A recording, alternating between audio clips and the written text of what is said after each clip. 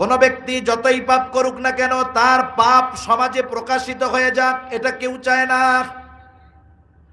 ওই ব্যক্তি এবার আল্লাহর কাছে দিলের ভাষায় বলে, আল্লাহ, এত পাপ করেছি আপনি গোপন রেখেছেন মালিক, আজকে যেন আমার পাপটা ফাঁস না হয়ে যায়।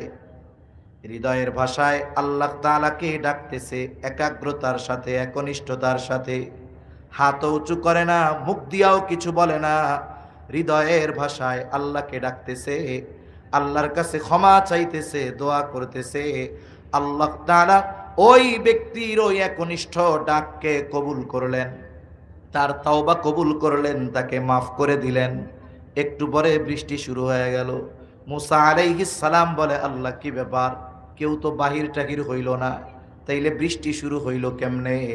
আল্লাহ তাআলা জানায় দিলেন, ও পয়গম্বর মুসা, আমার ওই বান্দা একনিষ্ঠতার সাথে আমাকে ডেকেছে, তাওবা করেছে, আমি আল্লাহ তার সব গুনাহগুলো মাফ করে দিয়েছি।